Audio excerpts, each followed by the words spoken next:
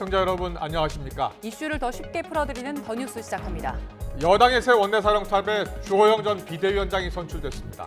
또 퇴임 후 처음으로 남북 현안에 대해 입장을 밝힌 문재인 전 대통령의 발언을 놓고도 공방이 이어졌습니다. 더 정치 시간에 풀어드리겠습니다. 스토킹 처벌법이 시행된 지난 10월 이후 피해자가 구속된 사례가 5.6%에 그친 걸로 드러났습니다. 스토킹이 살인으로 이어질 경우 계획살인이 60%를 넘었는데요. 스토킹 범죄의 특징과 대책 짚어보겠습니다. 먼저 오늘의 주요 뉴스부터 전해드리겠습니다.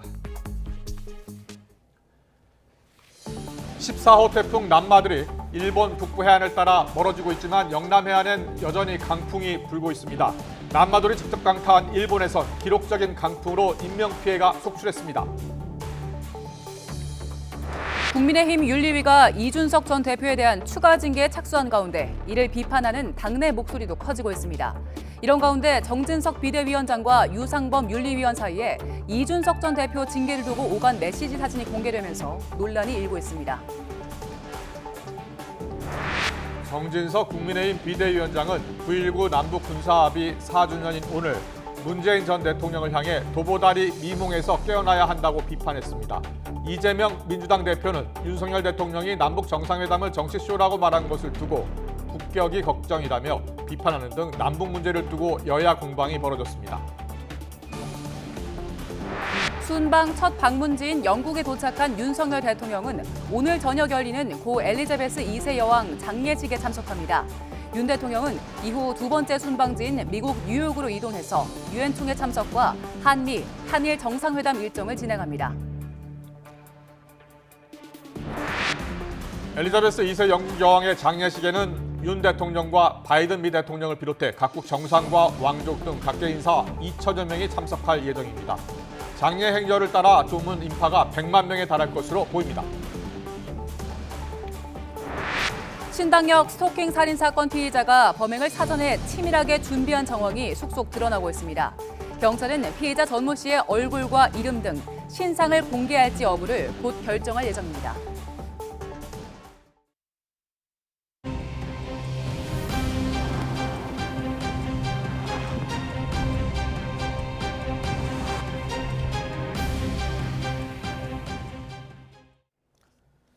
제14호 태풍 남마돌은 일본 오사카에 상륙해 북동진하면서 우리나라 남동쪽 영남 지역에 지금 강풍이 불고 있는데요.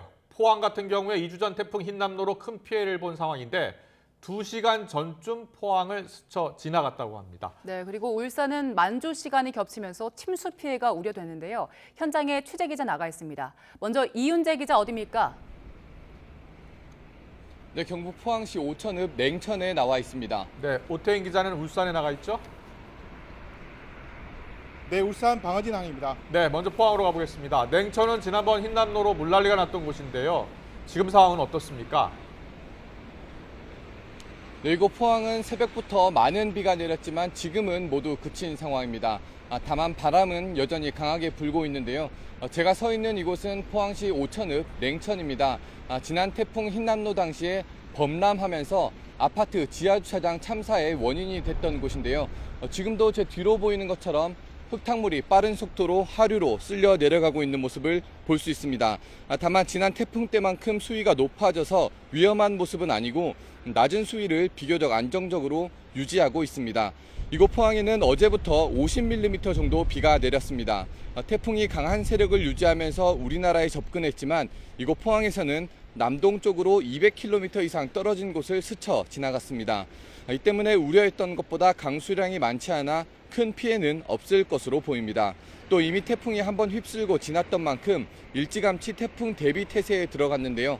무너진 하천과 저수지 등은 응급복구를 마쳤고 어선 3천여 척도 피항했습니다. 해안가나 저지대에 사는 주민 800여 명도 어제 밤부터 미리 대피했는데요. 현재까지 경북 지역에서 태풍으로 생긴 인명피해는 없는 것으로 확인됐습니다. 다만 크고 작은 시설물 피해는 속속 드러나고 있습니다. 오후 1시까지 경북 소방본부에 40건 넘는 피해 신고가 접수됐습니다. 공사장 시설물 일부가 날아가거나 유리창이 깨지는 사고가 발생해 소방이 안전조치를 진행했습니다. 이곳 포항 지역은 태풍 영향권에서 점차 벗어나고 있지만 아직 안심하기는 이릅니다. 포항과 경주에 내려졌던 태풍 경보는 정오를 기준으로 강풍주의보로 바뀌었습니다. 여전히 바람이 강하게 부는 만큼 안전에 각별한 주의가 필요합니다. 네, 이번엔 울산으로 가보겠습니다. 울산은 태풍의 중심에서 멀어지고 있는데 현재 피해 입은 곳은 없습니까? 네, 이곳 울산도 비는 거의 멈췄습니다. 하지만 돌풍은 여전히 간간히 불어오는데요. 바다에서도 큰 파도가 쉴 새 없이 해안가를 덮치고 있습니다. 바다 상황 한번 보면요. 말 그대로 집채만한 파도가 일고 있습니다. 해안가나 방파제를 덮치면서 물보라도 일으키고 있는데요. 만조는 지났지만 여전히 바다 수위가 높고 태풍이 일본 북쪽을 지나고 있어 안심하기 이릅니다. 울산 앞바다에서는 9m가 넘는 높은 파도가 관측됐습니다. 기상청은 모레까지 영남 동해안 쪽 해안은 높은 물결이 백사장으로 강하게 밀려오거나 해안가를 덮칠 수 있다며 안전사고 등의 피해가 없도록 당부했습니다. 태풍이 일본으로 상륙했지만 울산 곳곳에서는 피해가 잇따랐습니다. 이곳과 멀지 않는 울산 정자에서는 초속 33m가 넘는 순간 풍속이 기록됐는데요. 강풍에 나무가 쓰러지고 간판이 떨어져 소방당국이 안전조치에 나섰습니다. 울산에서 김포와 제주를 오가는 항공편 4편도 결항됐고 포항으로 향하는 열차도 오후 2시까지 운행이 중단되기도 했습니다. 울산 지역은 태풍이 최근접보다 조금 멀어졌습니다. 하지만 여전히 큰 파도가 있는 만큼 해안가 출입은 자제해 주시길 바랍니다. 네, 지금까지 포항과 울산의 태풍 상황 알아봤습니다. 태풍 람마돌이 빠르게 동쪽으로 이동하면서 우리나라는 태풍의 영향권에서 점차 벗어날 것으로 보입니다. 하지만 해안가에는 강풍과 너울성 파도를 계속 주의해야 한다고 하는데요. 자세한 태풍 상황은 기상캐스터 연결해서 알아봅니다. 홍나실 캐스터. 네, 상암동 야외 스튜디오에 나와 있습니다. 네, 태풍이 멀어지면서 태풍특보도 해제된다고요? 네, 그렇습니다. 잠시 후 오후 2시부터 부산과 울산, 포항 등 영남 해안에 내려졌던 태풍 경보가 해제되겠습니다. 이렇게 태풍특보가 점차 해제가 되겠고 또 동해 남부 먼바다에 내려졌던 태풍 경보도 오늘 오후 중으로 풍랑특보로 대치될 것으로 보이는데요. 태풍특보는 완화되더라도 여전히 바람은 강하게 불겠습니다. 특히 해안가를 중심으로는 너울성 파도까지 매우 거세게 일 것으로 보이니까요. 계속해서 해안가 안전사고와 시설물 관리에 유의를 해주시기 바랍니다. 자세한 태풍 진로부터 살펴보겠습니다. 현재 태풍 남마돌은 중간 강도로 세력이 한 단계 약화했고요. 계속해서 일본 북쪽 해안을 따라 북동진하고 있습니다. 태풍이 동쪽으로 이동하면서 영남 해안은 비가 잦아들고 있지만 울릉도 독도를 중심으로는 빗줄기가 굵어지고 있고요. 또 지형적인 영향을 받는 강원 동해안은 오늘 오후까지 국지적으로 강한 비가 쏟아지는 곳이 있겠습니다. 네, 오늘 나가보니까 날이 좀 덥더라고요. 내일부터는 늦더위가 사라진다고요? 네, 태풍의 영향을 받지 않는 내륙 지역은 오늘도 늦더위가 이어지고 있습니다. 맑은 하늘이 이어지는 데다가 태풍 앞자리에서 유입된 뜨거운 수증기가 더해지면서 오늘 서울과 광주의 낮 기온이 29도까지 오르겠는데요. 하지만 밤사이 북서쪽에서 찬 공기가 남하하면서 내일 아침은 날이 부쩍 쌀쌀해지겠습니다. 내일 서울 아침 기온은 15도, 대전 14도, 광주 16도로 오늘보다 5에서 10도가량 낮겠습니다. 한낮에도 서울은 23도, 대구 22도, 광주 25도에 머물면서 오늘보다 4에서 5도가량 낮아 선선하겠습니다. 하루 만에 계절이 여름에서 가을로 급변하겠습니다. 갑작스러운 기온 변화에 면역력이 떨어지면서 감기 등 환절기 질환에 걸릴 위험성이 무척 큰데요. 내일은 겉옷 꼭 챙겨주시고요. 건강관리에 각별히 신경 써주시기 바랍니다. 지금까지 상암동 야외 스튜디오에서 YTN 홍나신입니다. 네, 태풍 람마돌의 영향으로 현재까지 1명이 다치고 830여 명이 일시 대피했습니다. 항공기와 여객선 운항도 일부 중단됐습니다. 취재기자 연결해서 현재까지 피해 현황 알아봅니다. 차유정 기자. 네, 전국부입니다. 네, 지금까지 집계된 인명피해는 어떻게 나왔습니까? 중앙재난안전대책본부가 오전 11시 기준으로 집계한 현황을 보면 부상이 1명 발생했습니다. 어제 저녁 8시 40분쯤 여성 1명이 부산 지하철 역사 화분이 쓰러지면서 경상을 입었는데 현재는 치료 후 귀가하는 것으로 전해졌습니다. 경북과 부산 등 660여 세대 830여 명이 현재 안전한 곳으로 일시 대피한 상황입니다. 580여 명은 공공시설과 경로당 등 임시주거시설로 대피했습니다.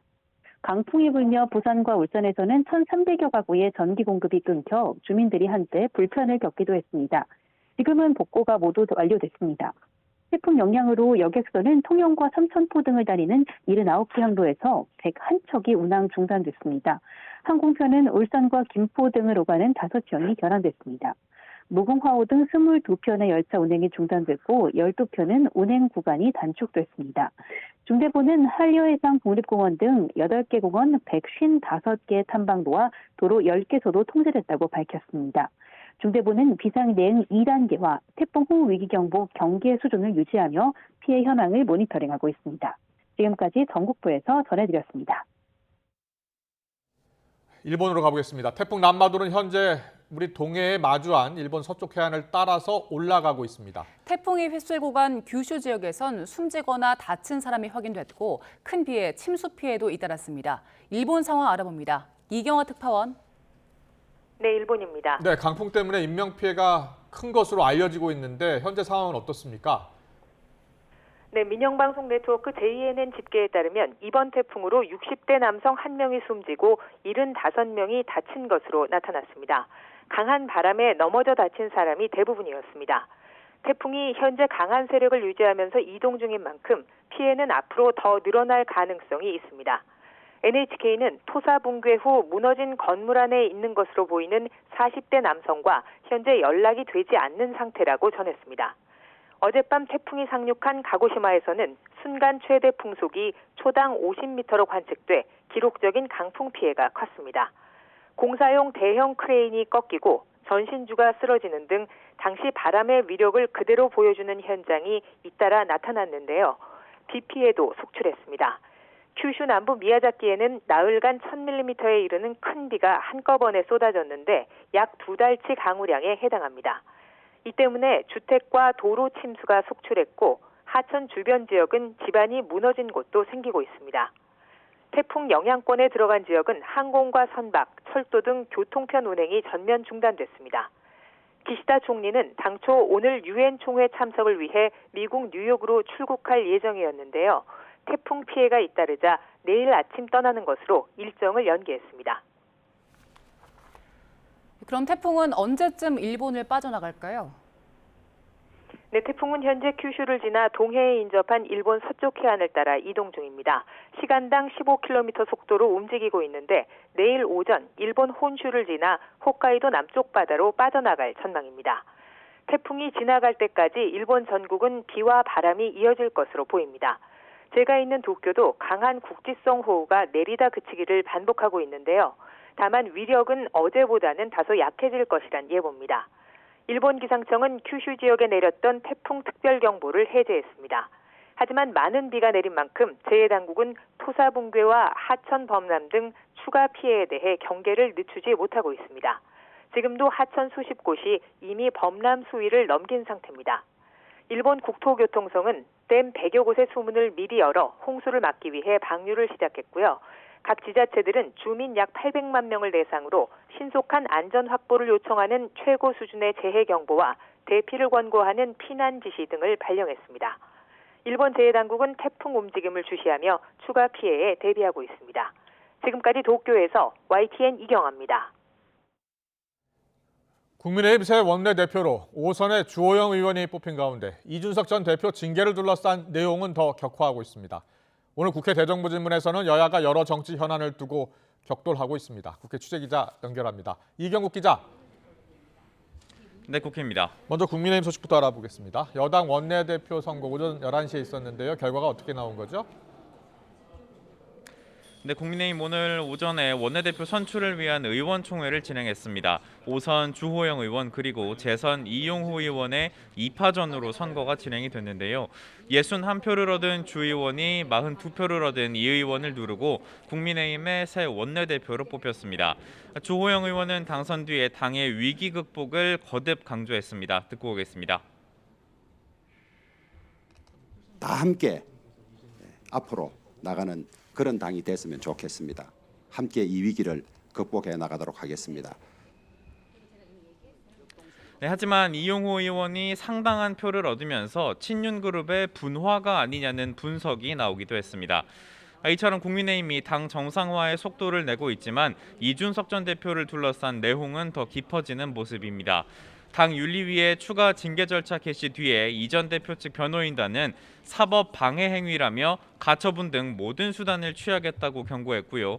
이 전 대표 측근들도 윤리위가 치우쳐 있다, 또 외압이 있는 거 아니냐며 비판을 쏟아냈습니다. 하지만 정진석 비대위원장은 윤리위원장이 누구에게 영향을 받을 인물이 아니라면서 강하게 반발하기도 했습니다. 정 비대위원장이 윤리위원인 유상범 의원과 나눈 메시지 내용이 노출돼서 논란이 일기도 했습니다. 정 비대위원장이 이 전 대표의 해당 행위를 경고해야 한다고 하고 유 의원이 성상납 의혹으로 기소가 되면 함께 올려서 제명하겠다고 답한 내용인데요. 이에 이 전 대표는 즉각 윤리위원과 비대위원장이 경찰 수사 결과를 예측하면서 징계를 상의한다고 비판했는데요.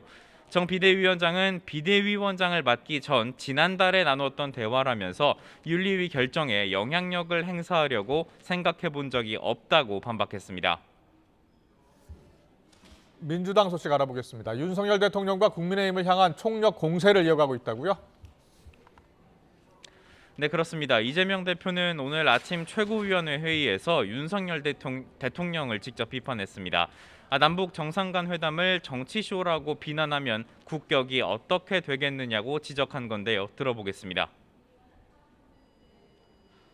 한반도 평화를 위한 성과를 상대 진영이 했다는 이유로 이렇게 과하게 평가하시는 것은 좀 자중하실 필요가 있지 않겠냐는 생각을 합니다.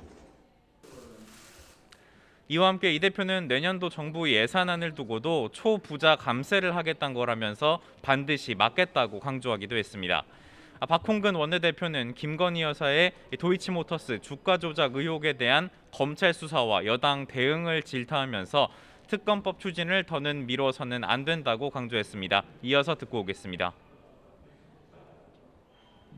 여사 의혹을 그대로 둔 채 제대로 된 국정 운영은 불가능합니다. 특검법 상정에 적극 나서 줄 것을 거듭 촉구합니다. 국회에서는 오늘부터 나흘간 대정부 질문이 진행됩니다. 오늘은 어떤 쟁점들이 있었습니까? 네, 오늘 정치 분야를 시작으로 나흘간의 대정부 질문이 시작이 됐습니다. 민주당은 윤석열 정부의 실책을 집중적으로 파고든다는 방침입니다. 수해 대응 미흡과 윤 대통령이 철회한 영빈관 신축 계획을 둘러싼 논란 등이 도마 위에 오를 것으로 전망됩니다. 또 김건희 여사의 각종 의혹에 대해서 수사가 미진한 점을 지적하면서 특검이 필요하다는 주장에도 거듭 힘을 쏟을 것으로 보입니다.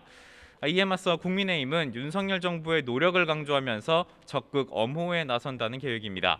나아가서 문재인 정부 시절 태양광 사업 비리와 탈원전 정책을 강하게 비판하고 서해 공무원 피살 사건 등 안보 이슈도 다시 소환할 것으로 예상됩니다. 지금까지 국회에서 전해드렸습니다.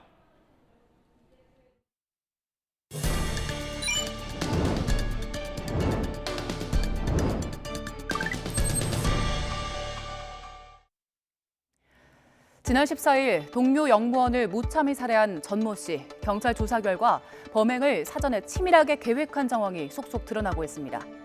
먼저 사건 발생 11일 전인 지난 3일 전 씨는 지하철 6호선 구산역에 가서 본인이 불광역 직원인데 내부망을 사용하겠다고 거짓말을 한 뒤에 피해자의 근무 정보를 알아냈습니다.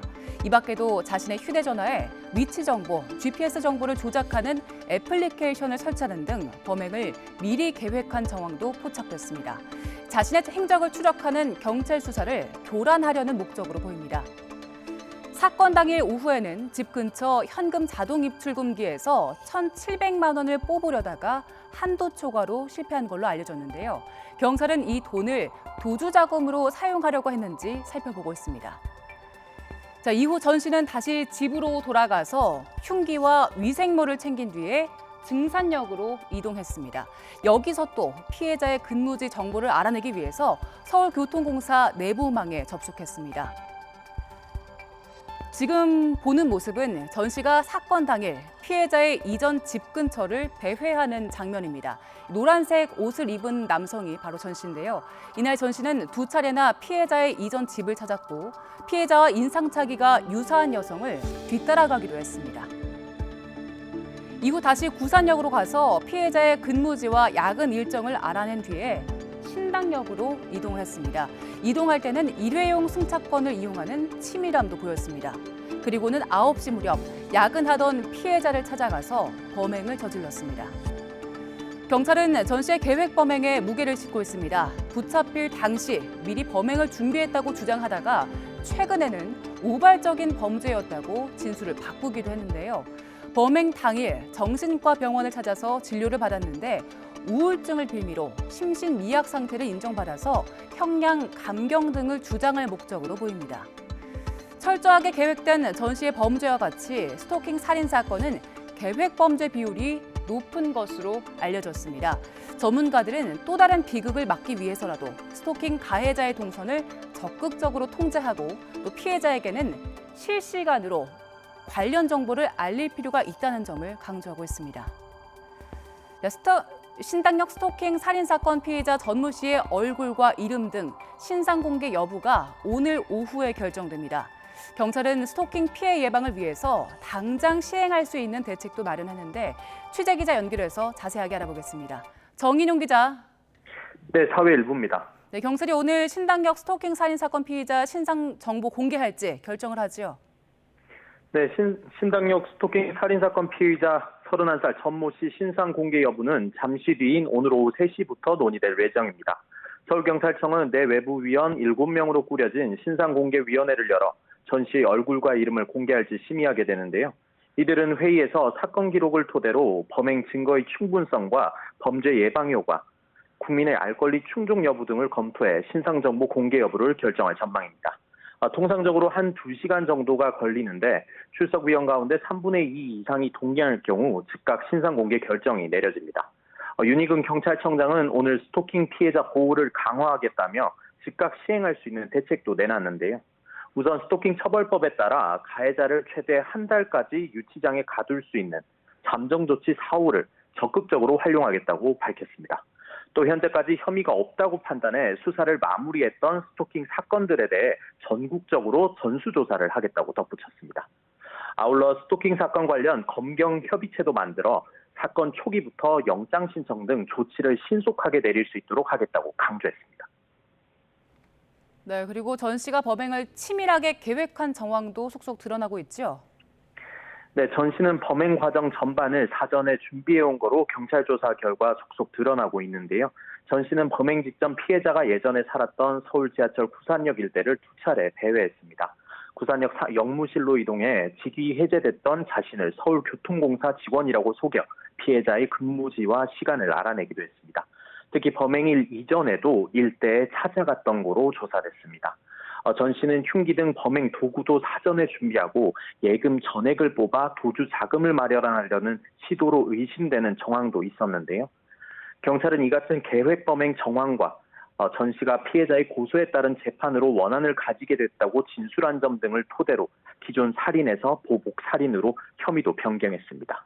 경찰은 전 씨 자택에서 확보한 PC와 외장하드를 분석해 구체적인 범행 계획과 추가 범행 여부도 조사할 방침입니다. 지금까지 사회 일부에서 전해드렸습니다. 네, 이처럼 신당역 영무원 살인 사건 여기에 대한 국민들의 공분이 커지고 있는데요. 특히 과거 1차, 2차 고소 때와 징역 9년 구형 시점에 피의자를 구속했어야 한다는 비판, 또 재발 방지 대책 마련을 촉구하는 목소리가 커지고 있습니다. 네, 경찰청 통계를 보니까 지난해 스토킹 처벌법 시행 이후 구속 송치는 단 5.6%에 불과했습니다. 스토킹 범죄 대응이 어떻게 바뀌어야 할지 박성배 변호사와 짚어보겠습니다. 어서 오세요. 어서 오십시오. 안녕하세요. 안녕하세요.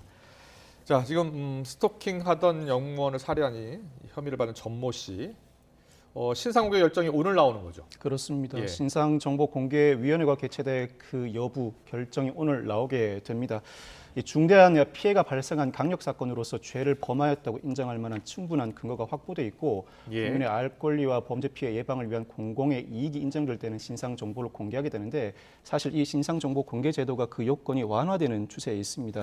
앞서 유사한 사례로서 스토킹을 범하다 살해에 이른 사건의 가해자들이 신상 정보 공개된 전례에 비춰보면 이 사건에서도 전모 씨의 신상이 온전히 공개될 가능성이 상당히 높습니다. 네, 일단 오늘 신상 공개될 가능성이 높다고 보시고 그 유사 사례들 말씀해 주셨는데 이전 사례들도 가해자가 불구속 상태로 재판을 받았습니까?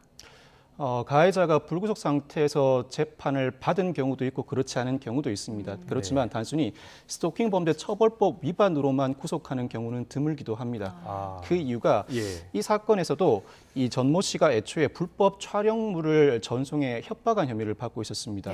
그런데 단순히 불법 촬영물을 촬영하였다거나 이를 이용해 협박했다는 사유만으로 곧바로 수사 단계에서 구속영장을 신청하지는 않습니다. 불구속 수사라는 대원칙을 지켜나가기 위함인데 이 사건에서는 경찰이 구속영장을 신청했습니다. 그 이유는 수사관의 경고에도 불구하고 반복해서 불법 촬영물을 이용해 협박을 감행해 왔기 때문입니다. 같은 범죄 혐의라고 하더라도 그 죄질이 상당히 불량했기 때문에 구속영장을 신청했던 것인데 이 사안에서 다소 이례적으로 법원이 구속영장을 기각함으로써 그 이후 불구속 상태에서 수사와 재판을 받던 전모 씨가 강력범죄를 저지르게 된 것입니다. 그렇군요. 법조인들 사이에서도 이번에 기각된 게 지난번에 기각된 게 이례적이다 이렇게 보고 있는 겁니까? 경찰이 구속영장을 신청할 때에는 상당히 불량한 죄질이 인정된다고 볼 만한 사유가 있었기 때문으로 추정됩니다. 구체적인 사건 내용을 알 수는 없지만 이 죄명으로 단순히 구속영장을 청구하지 않음에도 불구하고 굳이 구속영장을 청구하고 검찰도 이를 받아들여 구속영장을 청구할 때는 이대로 뒀다가는 강력범죄로 이어질 만한 우려가 상당히 크다는 우려를 한 것으로 보입니다. 그럼에도 불구하고 법원이 기각을 할 때는 법원 나름의 이유는 있었겠지만 선뜻 받아들이지 못하는 부분도 있을 것 같습니다. 법원 나름의 이유가 있었을 것으로 보인다고요? 네, 도주 우려와 증거인멸의 우려가 구속 사유이긴 합니다. 그렇지만 실무상으로는 사회적 지위가 높거나 전문직일 경우에는 범죄 사실을 인정하는 한 도주 우려가 비교적 낮다고 평가해서 구속영장을 발부하지 않는 경우도 왕왕 있습니다. 전 씨를 그렇게 본 건가요, 그러면? 그렇게 보았을 가능성이 있지 않을까. 제가 정확하게는 모르겠습니다만 전 씨가 전문직일 가능성도 있어 보입니다. 알겠습니다. 스토킹 처벌법이 지난해 10월에 이제 시행이 됐는데 검찰 송치건 중에서 가해자가 구속된 건을 보니까 5.6% 정도에 불과하더라고요. 그렇습니다. 이 5.6%라는 통계 수치 자체는 다른 범죄와 비교해 볼 때 지나치게 낮은 수치는 아닙니다. 수사 단계에서 구속 비율은 상당히 낮은 것이 일반적입니다. 그렇지만 스토킹 범죄 처벌법 위반 가해자는 달리 보아야 할 필요가 있습니다. 사실 스토킹 범죄가 자행되었을 때 경찰은 현장에 출동해서 긴급 임시 조치를 취하기도 하고 필요하면 경찰이 신청해 검사의 청구로 법원이 잠정 조치를 취하기도 합니다. 이와 같은 일련의 조치는 아동학대 또는 가정폭력 사건에 포함되어 있는 관련 규정을 그대로 인용해 온 것인데 아동학대, 가정폭력도 가해자와 피해자가 상시적으로 대면해야 할 상황이기 때문에 법원의 사전 승인 없이도 경찰이 현장에서 강력한 조치를 취할 권한을 부여해 준 것입니다.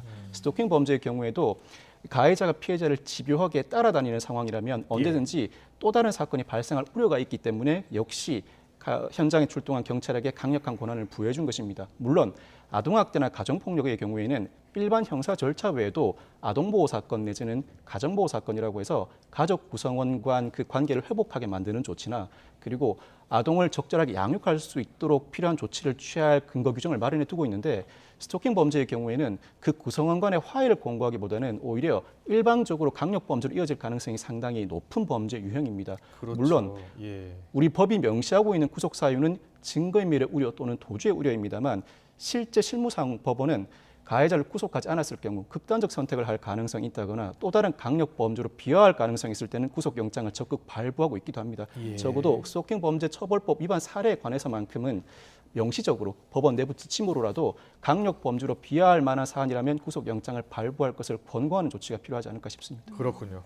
그 구속, 불구속, 이 구속 사례뿐 아니라 재판 사례도 좀 나왔습니다. 스토킹 처벌법 판결 현황인데 지난 4월부터 8월까지 세계일보 보도 내용인데요. 실형 판결이 6건에 불과했네요. 네, 그렇습니다. 사실 스토킹 범죄 처벌법이 지난해 10월 21일부터 시행이 됐습니다. 아직까지 시행된 지 1년이 채 되지 않아서 관련 사례가 온전하게 집적되었다고 평가하긴 이릅니다. 그렇지만 실형 선고가 6건밖에 이루어지지 않았다는 것 자체는 두 가지 이유가 있어 보입니다. 첫 번째는 스토킹 범죄 처벌법으로 처벌될 수 있는 경우는 두 가지입니다. 첫째는 단순 스토킹 범죄의 경우에 3년 이하의 징역 등에 처하도록 하고 있고 흉기나 위험한 물건을 이용해 스토킹 범죄를 저질렀을 때는 5년 이하의 징역 등에 처하게 하고 있습니다. 그렇지만 단순 스토킹 범죄의 경우에는 반의사 불벌죄로 규정해 두고 있습니다. 그 이유가 통상 단순 폭행이나 단순 협박의 경우에도 반의사 불벌죄로 처벌하고 있는 그 근거를 맞추기 위한 것, 즉 균형을 맞추기 위한 차원에서 흉기나 위험한 물건을 이용하지 않은 단순 스토킹 범죄의 경우에는 반의사 불벌죄로 규정하고 있는데 아마 수사와 재판이 진행되는 과정에서 반의사 불벌죄로 규정되어 있다 보니 가해자가 적극적으로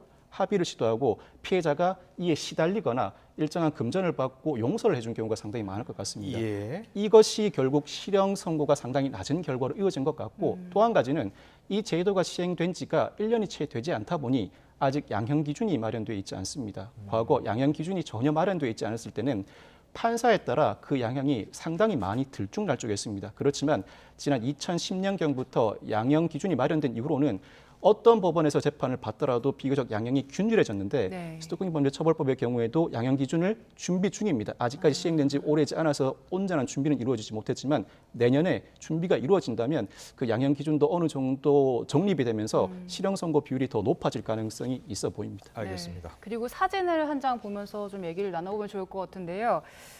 한 아파트에서 혼자 사는 여성 집에 옆집 이웃집 남성이 지금 보시는 화면은 그 집 안에서 나는 소리를 몰래 듣고 그걸 녹음하는 그렇습니다. 화면입니다. 예. 근데 이게 지금 이 남성이 경찰에 입건이 되긴 했는데 강제 분리 조치는 어렵다고 하더라고요. 왜 그런 겁니까? 스토킹 범죄 처벌법 관련 규정에 따르더라도 강제 분리를 할 수 있는 법적 근거는 없습니다. 물론 피해자를 보호하기 위해 피해자를 긴급 의료기관에 이송하는 등의 조치를 할 수 있지만 가해자를 온전히 피해자에게 접근하지 못하도록 물리적인 조치를 취하지는 못합니다. 다만 경찰은 현장에서 긴급 임시 조치를 할 수 있고 이에 위반할 경우, 즉 접근 금지나 전기통신을 이용한 연락 금지 조치를 취했음에도 불구하고 그 조치를 위반했을 때는 과태료부과 처분을 내릴 수가 있고 그와 별개로 법원이 같은 내용의 잠정 조치를 내렸음에도 역시 연락을 지속할 경우에는 형사처벌을 할 수 있습니다. 즉 간접적인 통제 수단은 마련되어 있지만 직접적으로 접근하는 것 자체를 물리적으로 중단시킬 만한 제도적 보완은 아직 필요한 상황입니다. 예. 이 사건에서도 이 경찰은 스마트워치와 임시 숙소 2주간 제공을 한 외에는 별다른 신변 보호 조치를 취하기가 경찰 인력상 어렵다는 입장이었습니다만 이 사건이 어느 정도 진행된 뒤에는 출퇴근 신변 경호를 제공하기로 한 상황입니다. 네.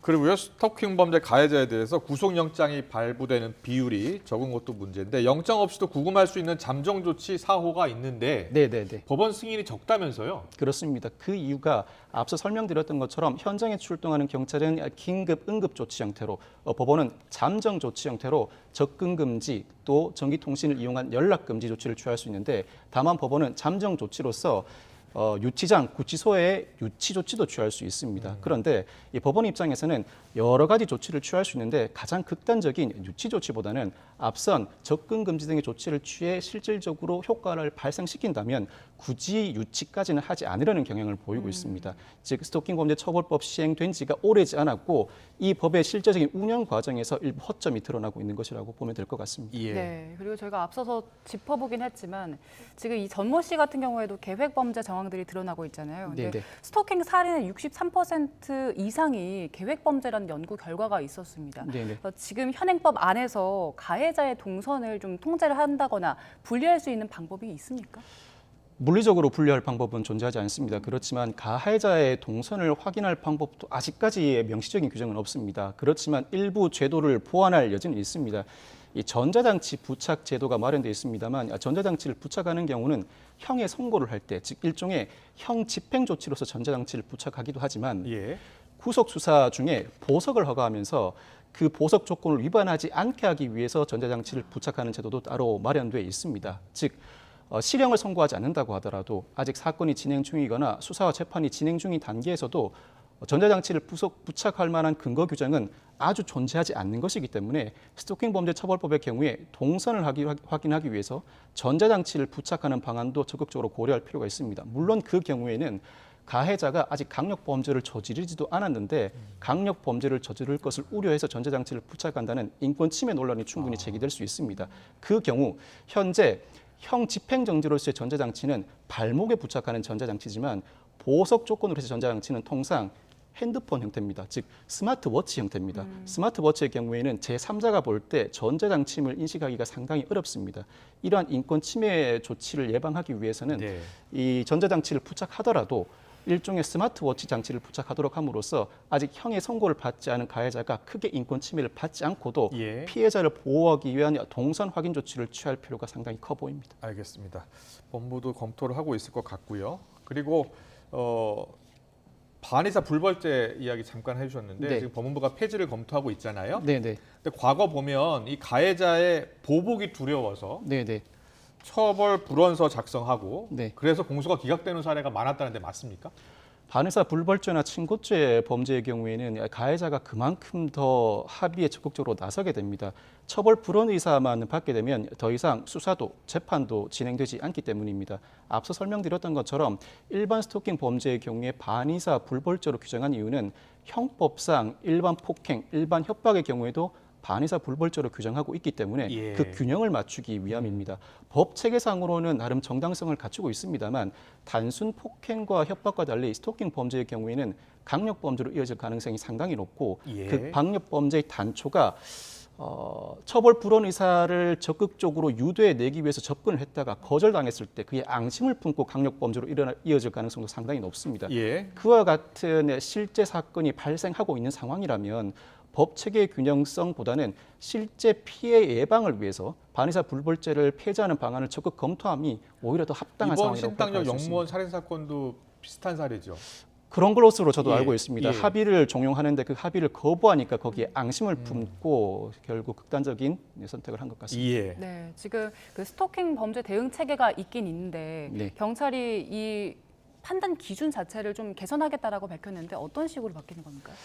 스토킹 범죄의 경우에 나름 대응 체계가 마련돼 있습니다만 네. 이 잠정 조치 사후가 적극적으로 수사 초기에 진행될 수 있도록 경찰이 적극적으로 나서겠다는 것입니다. 통상 실제 현장에서 발생하는 사건의 경우에는 경찰이 현장을 처음 인지하게 됩니다. 사건의 심각성을 파악하면 검찰에 법원에 이러한 조치를 취해달라는 신청을 하게 되고 네. 검찰이 이를 받아들이게 되면 법원에 청구를 함으로써 이루어지게 됩니다. 그렇지만 잠정 조치 사후가 적극적으로 필요하다는 사유는 실제 현장에서 수사 실무를 담당하고 있는 경찰이 적극적으로 그 필요성을 어필할 경우에는 예. 법원이 받아들일 가능성이 상당히 높아지게 됩니다. 이 잠정 조치 사후를 수사 초기부터 적극적으로 실행해 나가겠다는 것이고 전국적인 전수조사도 할 뿐만 아니라 네. 이 검경 협의체를 만들어서 이 일관된 법률의 집행, 즉 경찰, 검찰, 법원으로 이어지는 일관된 법률 집행으로 더 이상의 강력 범죄가 이어지지 않도록 적극적인 대처를 하겠다는 것이 경찰과 검찰의 입장입니다. 네, 현장의 목소리를 좀 더 많이 반영한 개선 방안이 나왔으면 좋겠습니다. 박성배 변호사와 함께 알아봤습니다. 잘 들었습니다.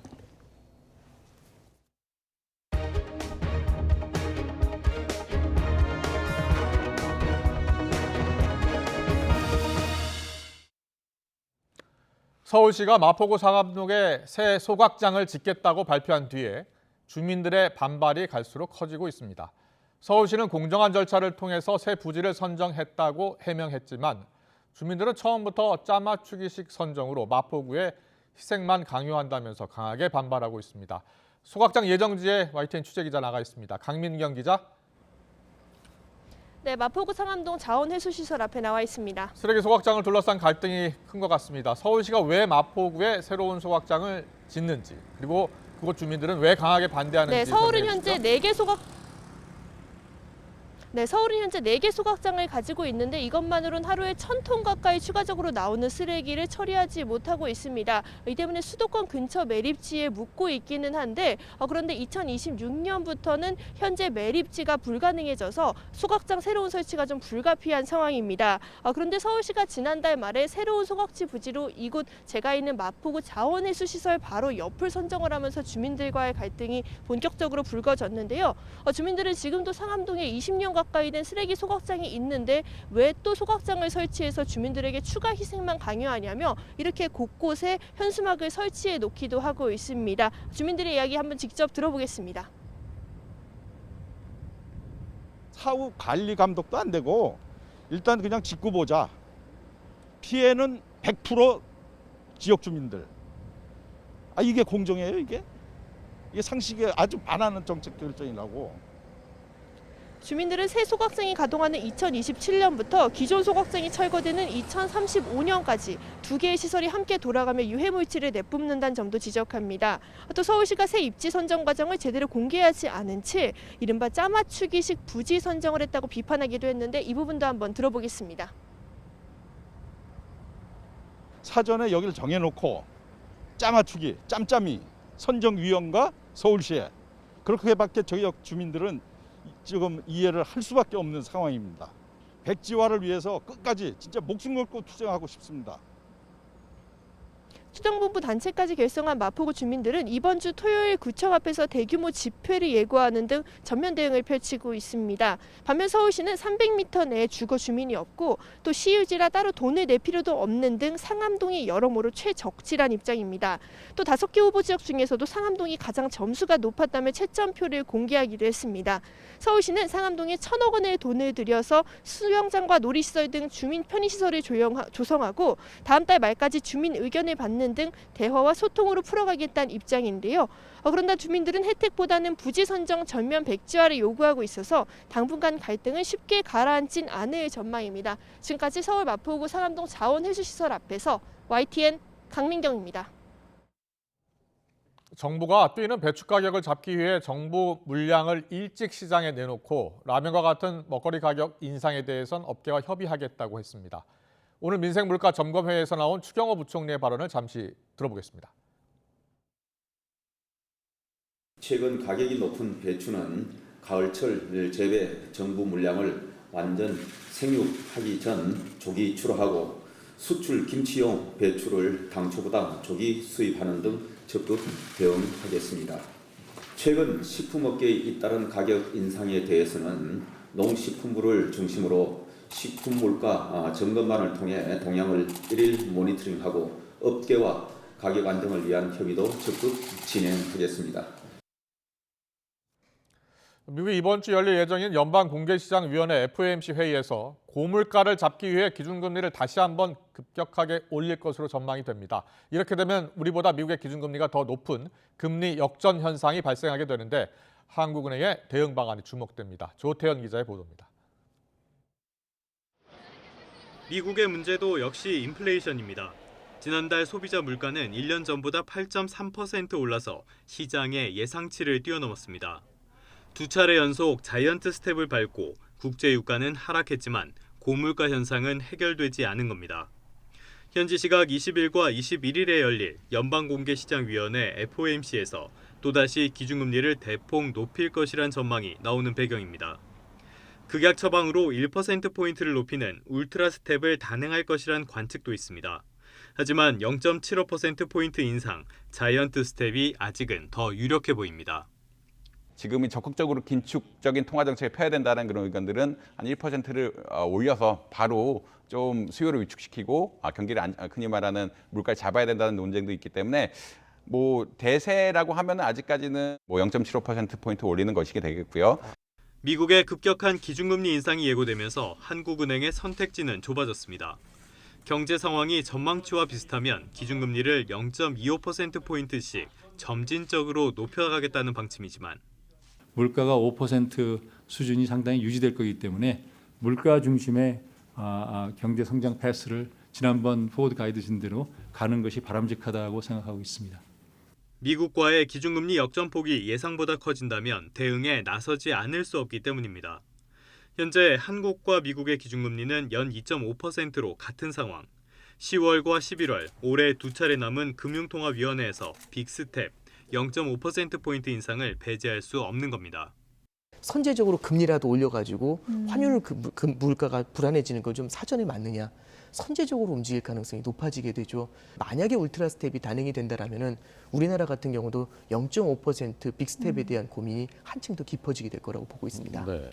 고물가와 고환율, 한미 금리 역전을 고려하면 기준금리를 높여야 할 이유는 충분합니다. 하지만 경기 침체 가능성과 가계부채 시한 폭탄을 외면할 수도 없는 노릇입니다. 한국은행의 고심이 깊어지는 이유입니다. YTN 조태현입니다. 고 엘리자베스 2세 영국 여왕의 장례식을 앞두고 영국 런던에 각 나라 지도자들이 모였습니다. 윤석열 대통령 부부도 현재 도착해서 국왕 주최 리셉션에 참석하며 조문 외교를 시작했는데요. 우리 시각으로 오늘 저녁에 열리는 장례식에 참석합니다. 영국 런던에서 박소정 기자가 보도합니다. 런던 스탠스테드 국제공항. 각 나라 지도자들의 비행기가 속속 내려앉고 윤석열 대통령이 탄 공군 1호기도 착륙했습니다. 검은 옷 차림으로 비행기에서 내려선 윤 대통령과 김건희 여사를 주 영국 대사 대리와 국왕 특별 대표가 맞이했습니다. 윤 대통령은 이어 바로 현지 시각 오후 6시에 버킹엄궁에서 열린 찰스 3세 국왕 주최 환영 만찬에 참석했습니다. 고 엘리자베스 2세 여왕 국장에 참석할 지도자들을 위해 마련한 자리입니다. 윤 대통령은 찰스 왕에게 여왕 서거에 대한 깊은 애도와 함께 국왕 즉위 축하 인사를 전했고 자유와 평화의 수호자로서 평생 헌신하신 여왕님을 잊을 수 없을 것이라고 이야기하고 대한민국 국민들 또한 이 슬픔을 함께하고 있다고 전했습니다. 찰스 왕은 먼 곳에서 와준 데 대한 감사를 표하며 왕실 가족 한 사람 한 사람을 소개하기도 했습니다. 만찬 자리에서 윤 대통령은 바이든 대통령 부부와 만나 반갑게 인사를 나눴다고 대통령실은 밝혔습니다. 윤석열 대통령은 리셉션장에서 미국 바이든 대통령 부부와 조우를 했습니다.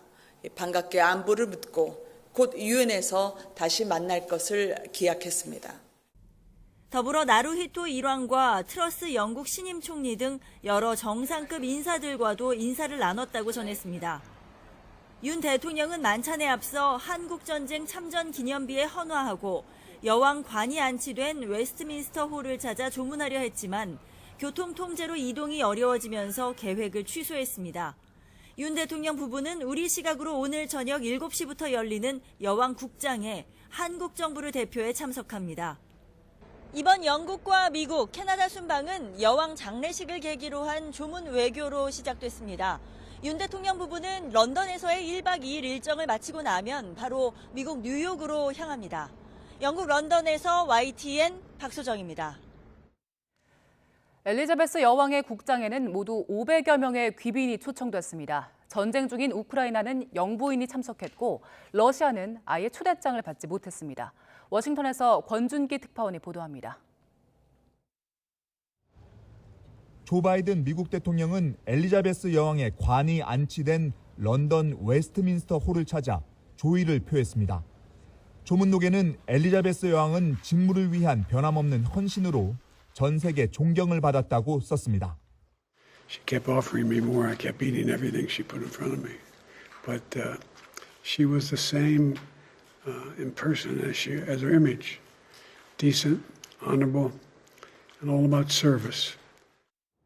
일반 참배객들의 조문 행렬과 별도로 발코니에서 여왕에게 조의를 표하는 각국 대표들. 중국은 왕치산 국가 부주석을 조문 대표로 파견했습니다. 신장 위구르 문제로 인한 외교 갈등으로 중국 측 참배를 허용하지 않을 거란 전망도 한때 있었지만 손님에 대한 예의가 아니라는 지적을 의식한 듯 결국 조문단을 받았습니다. 일본에선 나루히토 일왕 부부가 조문을 왔습니다.